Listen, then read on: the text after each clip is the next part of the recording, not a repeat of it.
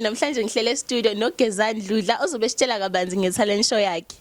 Ngiyabingelela bonke ababuyela emakhaya bafowethu iMaskandi show us your talent ingomhla ka5 October 2019 ivenue asikaye confirm but ngicela ukuthi nisifollow einkundleni zokuxhumana Facebook Instagram nasenambeni yami ethi 0740600862 ukuze nithole ulwanzi kabanzi. Ngiyathemba ukuthi nizokwazi ukuthi niphumelele kule show le event isiconfirmiwe iBlack Live TV izobe ikhona asibonane khona ke. Is there Black Live TV? Sanibonani babukeli ngiphinde nginamukele kwiBlack Live TV iYouTube channel yakho ethanda kakhulu. Namhlanje sivakashelwe ubhuti uGezani wakadludla ozobe sitshela kabanzi ngetalent show yakhe ezobe ikhona ngomhla ka5 October. Ngizobe sengiyambingelela ke introduce azisho ukuthi ubani uqhamukapi udume ngani. Sawubona bhuti njani? Ngiyaphila njani wena? Ngiyaphila nami. Uright nje indaba ngikuza nje kahle. How? No ngi-right kuliyanga. Okay, ubhuti ngisacela azisho ukuthi uba igama lakhe. Igama lami nguGezani wakadludla odabuka le show endaweni yasemankenganeni ngokuzinza ngkhona la eThekwini. Ngiyezwa kuthiwa uInkosi bakubiza ngenkosi yani kodwa uInkosi. No bathi Inkosi Yo Desiner indlela abaye bengiteketise ngayo leyo. Okay, Inkosi Yo Design iqhamuka kuphi yini lo idesigner size sikubize ngeking?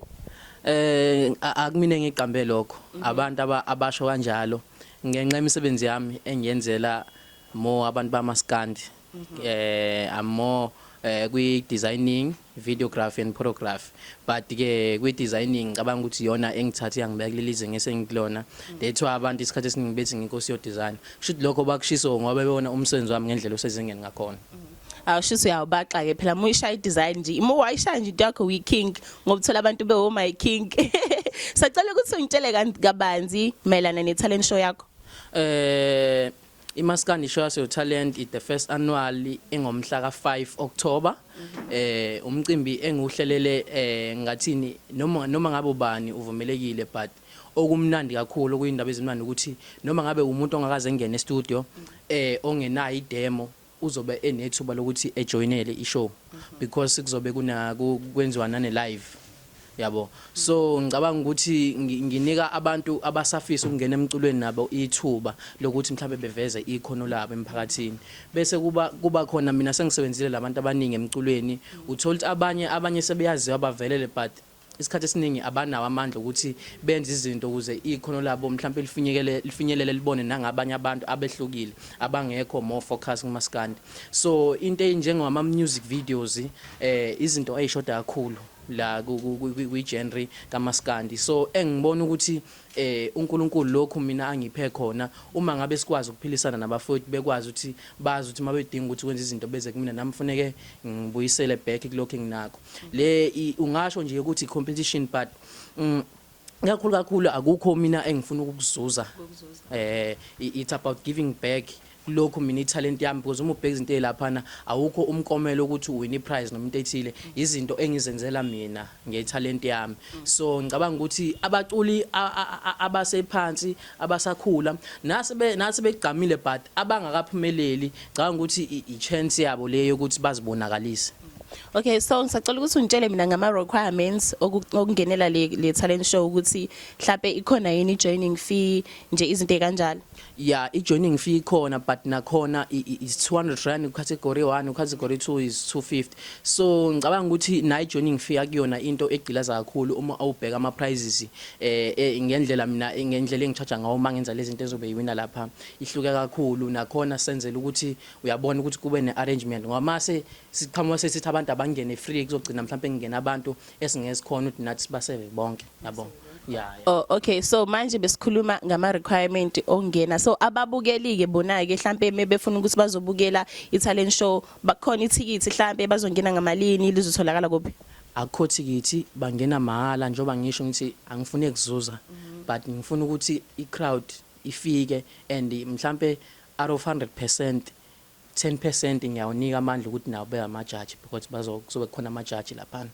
Wow, interesting. So nje sithi kungena mahala ngiyafisa ngathi abantu bangayi. So wena i-founder like uwe nje umnikazi nje oqhamukena le idea ukuthi okay ngizokwenza le talent show?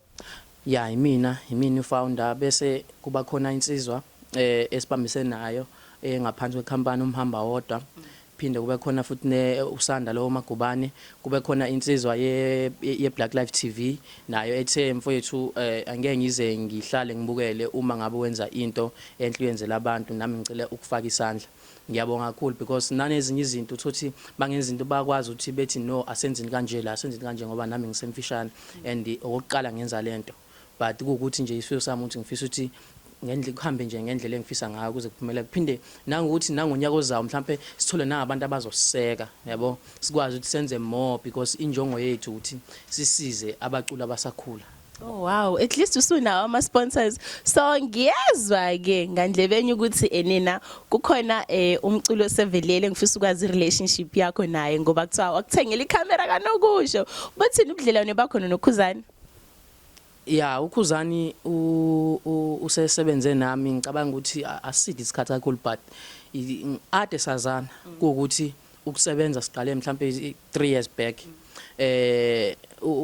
Ukuzwana kwethu ukhombise ukuthi umuntu engathi mhlambe ukhulele emakhaya uyakwazi ukunderstand omunye umuntu ukuthi engamsiza la nala yabo because yonke into mhlambe mawuthi mina uyangisiza usuke ngasho lonto ukuthi yena mangabe ngisiza ngalonto but kufanele lonto le ngimina bese ngisiza yena kuphela but ukusizakala bonke abantu abakhona kwi-industry yomculo. So ukuzwana kwethu kuhlanganise ngawo umsebenzi engwenzayo that's all. Bese kuba ukuthi ke mawuthi imoya yenu iyaxhumana nomuntu ngigcine senikwazi ukunisizana ngezinye indlela because mina bengimenzela ama sleeve but ukwazile ukuthi engichase ngoba ebona umsebenzi wami umuhle ukuthi ngiqhubeke ngisiza abantu. So that's why nami njengoba ubona manje ngenza lokhu njane i-talent show because now I'm giving back. Izinto ezizobe wina kuzobe kusebenza yona le equipment engayithenga lo yena. So ngicabanga ukuthi ke yabo it's give and give yabo. Oh nice. So like ukuhlangana kwakho naye kuthatha isikhathi singakanani ukuthi like usebenze naye kuze kufike isikhathi sokuthi abone sicha umsebenzi wakho muhle agcine sekusponsorisha ngecamera ngakanokusho? Thatha isikhathi according to umuntu okuyilevel yakhe iziningi izinto ingakho ngitshela abanye graphic designer nabo noma ngabe uyiphi videographer ukuthi abantu abakuleya level into abasobe idinga kuwena i-loyalty bese futhi uwazi ukuthi into oyikhuluma naye iphelela between nini. Nami cishe mhlawumbe uphelile u2 years ngisebenza naye but ngibona ukuthi akangethembi because izinto zala abantu akuzona into uthi mangabe uyenza uyithathe bese uyibeka yabo because kunentathe nabantu abaningi asobefune ukwazi ngabo yabo.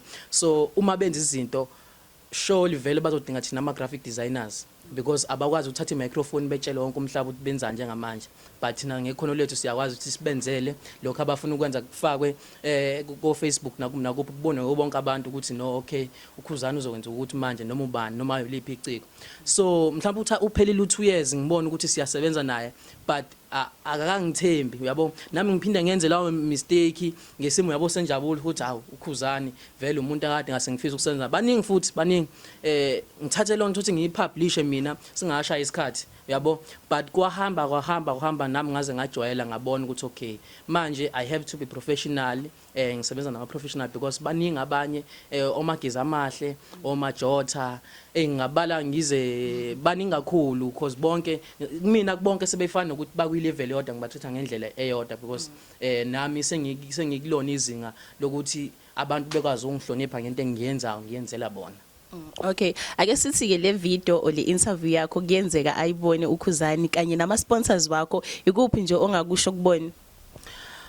Yo ngiphelela angazi ngathini umcimbi awukafiki but indlela nabanye abantu abasemaceleni abakhombisa ukuthi na no this is a good idea abangitshela indlela abangincoma ngayo nginethemba lokuthi yonke into izohamba kahle.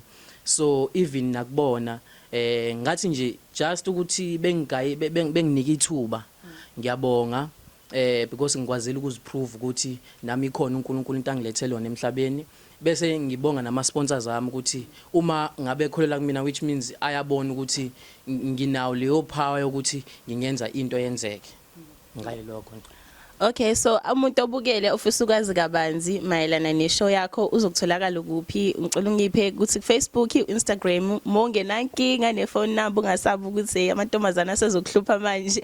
Nayo mhlawumbe uyishiye ukuze umuntu ofuna ukwazi kabanzi noma umuntu ofuna ukuyobukela nje ishow ukuthi bazokuthola kiphi? Ya, uma ufuna uGezani ungithola enambeni yami ethi 074 0600 862.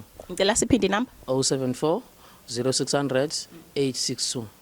Ku Facebook personal account Gezani Mlomo Muhle Dludla, but I page lami kuyilona iqwethe umsebenzi it Gezani graphic design. Ku Instagram uGezani Dludla. Okay, siyabonga kakhulu babukeli, ngithemba ukuthi nizwile futhi nizoya ku talent show kaGezani uDludla niphinde nimlandele na ku social media. Ikona ke kuphele kade ngikuphathele kona namhlanje, ngizokubona next time Black Live TV. It's the Black Life TV.